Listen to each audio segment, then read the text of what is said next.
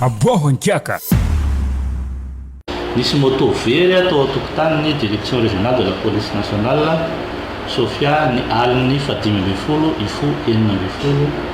febroary 2020 soaran'ny mariana moa zany fa ny tompon'ny moto io dia polisy zay miasa ao amin'io direction régionale de la sécurité publique io ihany. Ary rehefa natao ny fikarohana dia ny loharanom-baovao zay azo avy amin'ny olona tsara sitrapo no nafana nahitana ny moto io izay tratra tanaty tambony porte-bagage na taxi borosy mampitoy nantsy mandeha Port Berger ny marainan'ny 7 mars 2020.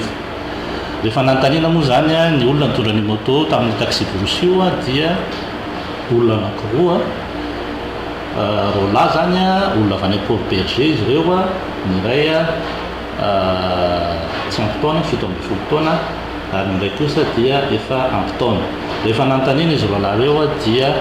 nataony fampitorana tsy nisy taratasy le moto zay nentin'izy ireo ary rehefa natsona moa ilay polisy zay very moto dia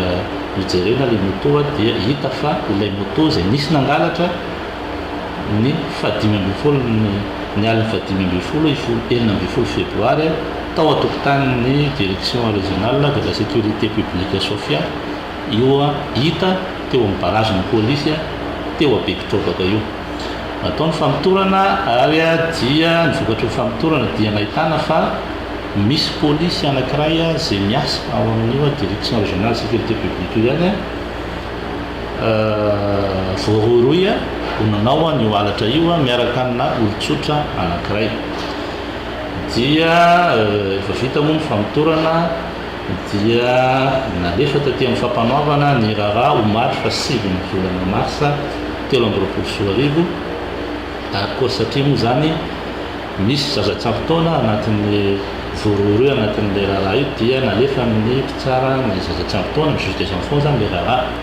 Ny vokatry ny fampitorana tao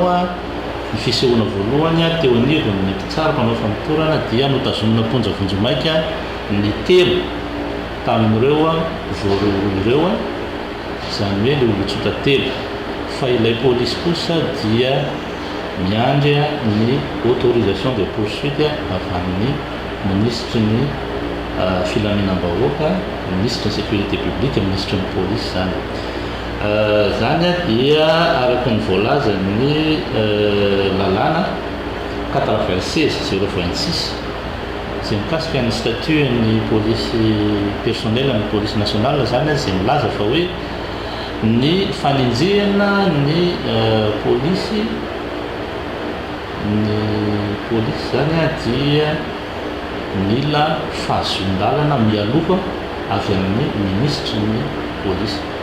Io fangatana fahazon-dalana io dia efa nalefanay omaly ihany ary miandro ny valiny zahay. Dikan'izay zahay ty amin'ny fampanoavana dia mbola tsy manana fahefana anenjika aloha araky tsy misy ny fahazon-dalana io. Ny tiany atongavana zany dia hoe tsy hoe sanatria akory misy olona tsy mampimanota na misy olona ambony lalàna fa isika dia ambany lalàna, isika anaty tany tan-dalàna dia mitovy ny olona rehetra eo amasony lalàna akoatran'izay manana statut manokana ohatra ny mpitandro filaminana izay mila izay fahazon-dalana manokana izay alohan'ny fanenjehana. Ny fampitorana zany zao dia mandeha amin'ny juge des enfants ary mino sy manantena izay fa hoavy tsy hoela ny valin'izay fangatahana fahazon-dalana ho fanenjehana ny mpitandro filaminana amin'ny polisy nationale io izay anisan'ny voaroroy anatin'ny raharaha io. Aboho Nkiaka.